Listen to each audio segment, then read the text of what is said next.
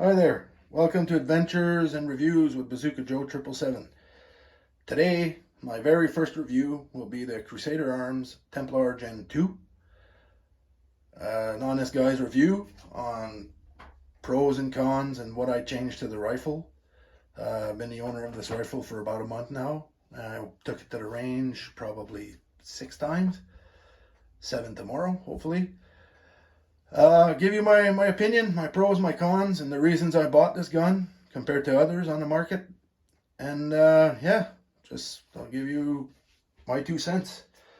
So right out the gate, one of the reasons I bought this gun is they were claiming it was a lot sturdier built than what's on the Canadian market right now compared to the Kodiak Defense and the BCL Siberian. So I went along and bought it, and they weren't lying. The bolt is heavy duty. I got the heavier barrel on there.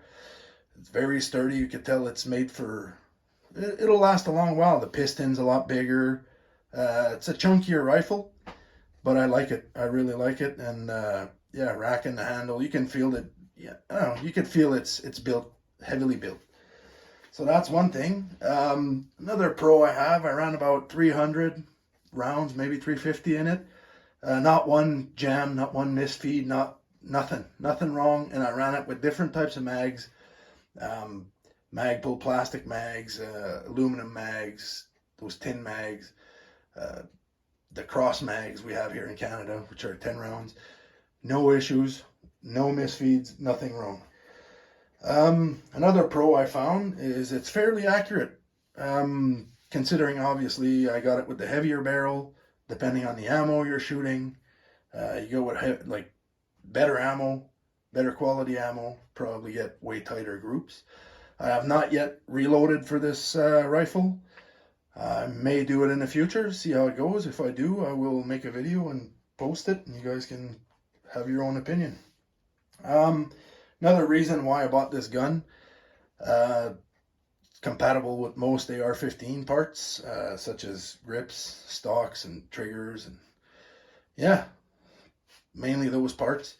I like that because I had a WK 180C Gen 1, and I wanted to transfer parts from one gun to the other, and yeah, made it very easy for that. So that's pretty much the pros I have so far on this gun. Few cons I'll mention. The first con is obviously you guys noticed I changed the stock out. The ACR style stock, I was kind of disappointed with it. It's very flimsy. I have a long length of pull, so when it's like close to full extended, it's very flimsy. It's not, it doesn't feel solid in your arm, in your shoulder, I mean. I don't know. I thought I'd like it, and I didn't like it. If I could go back and purchase this gun again, I'd probably get it without a stock, or if they offered a buffer tube style, just plain Jane, I'd go with that. So yeah, that's one thing I changed. Another thing I changed the grip.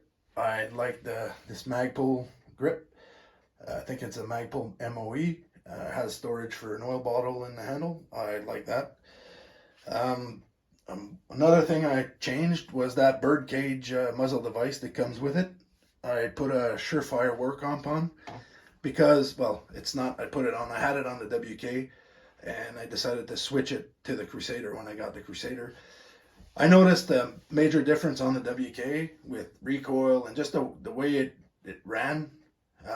It did a good difference with the recoil because it pretty much engineered for recoil. So yeah, once I put that on, I really liked it. And yeah, it's another thing I changed. Another thing I changed, I bought it with the mil-spec trigger.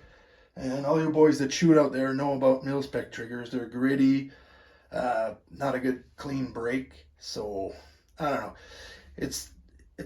It makes the gun, I find. So I ended up putting a Trigger Tech Duty Trigger, 3.5 pound fixed trigger.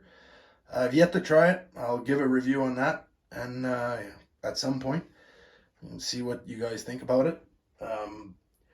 Another thing I changed was, well, I didn't change, but I modified. I'll show you guys right now.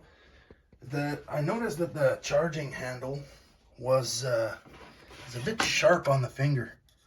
So I ended up just getting electrical heat shrink, putting that on, and it made a world of a difference to charge the rifle.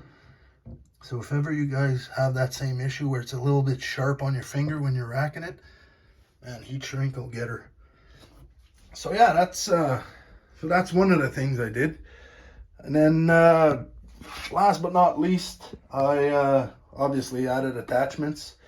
I ran it with the LPVO. I have a Vortex LPVO. That was great.